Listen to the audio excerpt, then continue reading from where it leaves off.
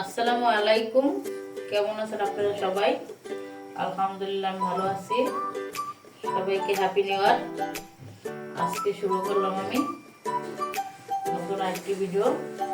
আজকে রান্না করবো আমি সিম আলু দিয়ে দেশি ট্যাংরা মাছ।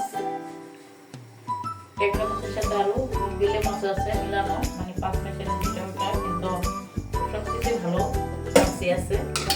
এটা রান্না করবো সিম আলু দিয়ে। আর এই সেটা আমি কিছু রোস্ট বানাইছিলাম, তার কিছু মুরগির খোলা কিংবা কলিজা যা অন্যান্য অংশগুলো আছে ওগুলো একটু আলু পেঁয়াজ দিয়ে ভুনা করে দেবো বাচ্চাদের। তো তার জন্য আমি 2 চুলায় 2টা কড়াই বসিয়ে নিয়েছি, সাথে তেলও দিয়ে দিয়েছি। তেলটা গরম হয়ে গিয়েছে, এখন আমি দিয়ে দেবো পেঁয়াজ কুচি এবং কাঁচামরিচ ফালি।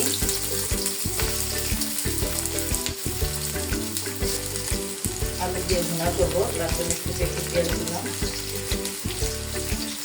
কাঁচামরিচের ঝালটা দিব, তার জন্য কাঁচামরিচের ঝালটা একটু বেশি দিয়ে দিলাম। এখন দিয়ে দেবো সামান্য লবণ। 2টার ভিতরে আমি পরিমাপ করে সামান্য লবণ দিয়ে দেবো টেস্ট অনুযায়ী। এখন 3 সেকেন্ড করে ভেজে নিব।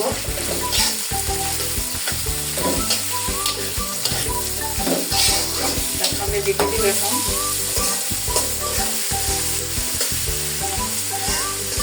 সাথে সবার জন্য দোয়া এবং শুভকামনা লবণ রইল, কারণ যাতে সবারই 2025 ভালো কাটে এবং আমাদের জন্য দোয়া করবেন, আমাদের জন্য ইনশাআল্লাহ ভালো কাটে।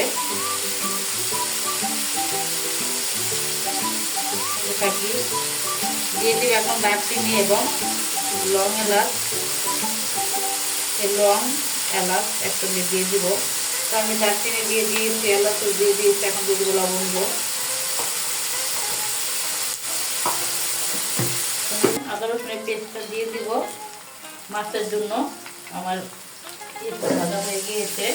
আর এদিকে মুরগির টাইপটা আমি ভেজে নিব। এটা সুন্দর করে আমি একটু ভেজে নিই। আমি আর একটু ভেজে নিব।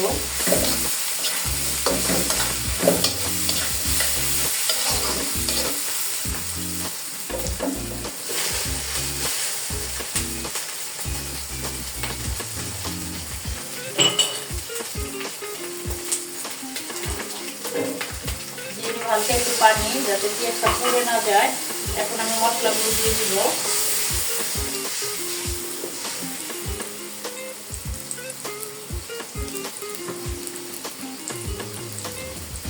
দিয়ে দিব লাল মরিচের গুঁড়ো 2 টেবিল চামচ।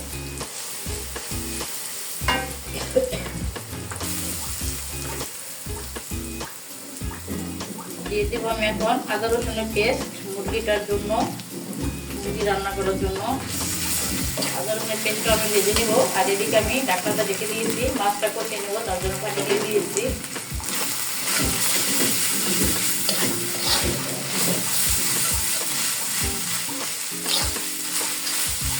এরপর আদা রসুন পেস্টটা ভেজে তারপর অন্যান্য মশলাগুলো দিব। এখানে আমি দিয়ে দিয়েছি হলুদের গুঁড়ো, জিরার গুঁড়ো এবং ধনিয়ার গুঁড়ো, মরিচ, লাল মরিচের গুঁড়ো। এখন আমি ভালো করে একটু কষিয়ে নিব। পানি দিয়ে দিব, পানি দিয়ে মশলাটাকে ভালো করে কষিয়ে নিব।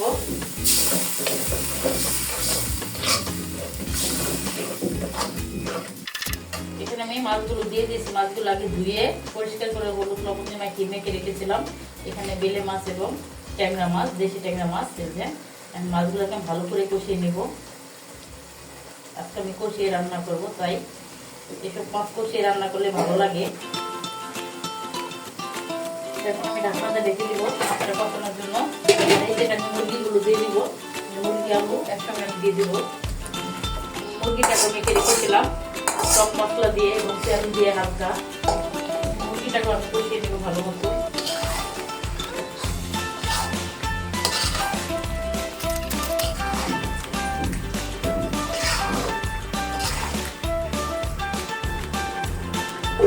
মাছটা কষানো হয়ে গিয়েছে, এখন আমি মাছটাকে তুলে নিব। মাছটা কষানো হয়ে গিয়েছে, আমি মাছটাকে তুলে নিতেছি। যেহেতু এগুলো নরম মাছ, আস্তে আস্তে তুলে নিতে হবে, নাহলে মাছগুলো ভেঙে যাবে।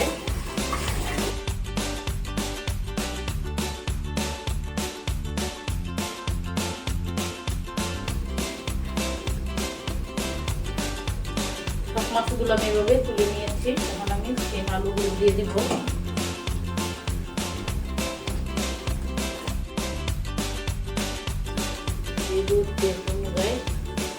লবণ ঢেলে রেখে দিব। ভালো করে লেড়ে দিব। আমার প্রায় কষানো হয়ে এসেছে। আর একটু কষানো গেছে, পানি দিয়ে দিব।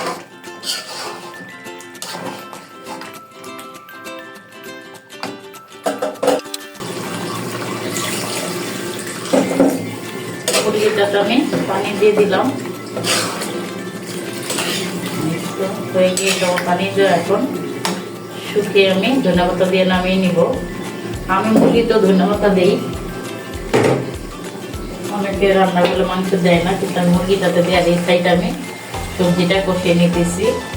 সিমগুলো আমাদের গাছের সাইডে আমরা একটা গাছ লাগাইছি, সেই গাছের সিম। এটা আমি আর একটু কষিয়ে নেব। আবার ঢাকনাটা ঢেকে দিলাম। সবজিটা কষানো হয়ে গিয়েছে, এখন আমি সবজিটাতে পানি দিয়ে দিব। এটা আমার কষানো হয়ে গেছে। কষানোর মধ্যে সিদ্ধ হয়ে গেছে আমার সিমগুলো। আমি পানি দিয়ে দিব। পানিটা ফুটে গেলে আমি মাছগুলো দিয়ে দিব।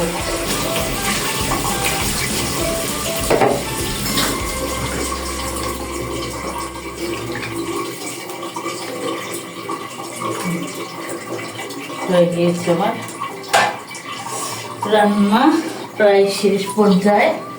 তো ফুটে গেলে আমি মাছগুলো দিয়ে ধনেপাতা দিয়ে নাম। আমার ঝোলটা ফুটে গিয়েছে, এখন আমি মাছগুলো দিয়ে দিব।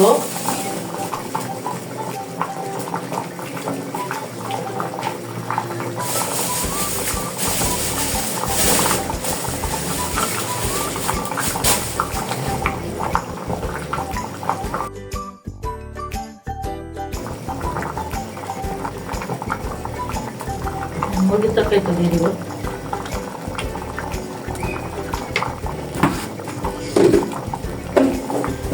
জিরার গুঁড়োটা একটু মিলিয়ে দিব, ঝোলের সাথে একটু মিলিয়ে দিব জিরার গুঁড়োটা।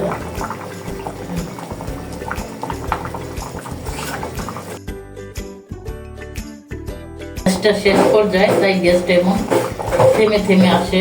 একটু লাড়া দিলে গ্যাসটা বেড়ে যায়, আবার কমে যায়। তো যাই হোক, সিলিন্ডার নতুন লাগাইলাম না, রান্নাও আমার প্রায় শেষ পর্যায়ে। তো তরকারিটা হতে থাক। তরকারিটা আমার হয়ে গিয়েছে, এখন আমি ধনেপাতা দিয়ে নামিয়ে নিব। ধনেপাতা দিয়ে দেবো।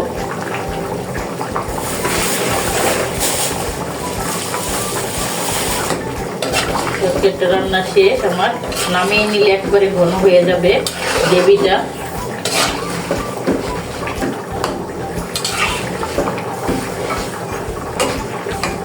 আর এদিকে সবজিটাও রান্না হয়ে গেছে মাছের।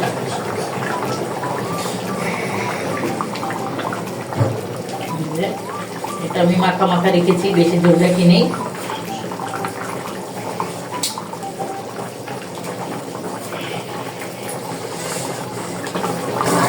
রান্না শেষ, এখন বেড়ে বাচ্চাদের খেতে দিয়ে দিব। হয়ে গেছে আমাদের দেশি ট্যাংরা মাছের ঝোল, সিম আলু দিয়ে এবং মুরগি আলু দিয়ে ভুনা, সাদা ভাত গরম গরম। এখন আমরা সবাই খেতে বসে যাব।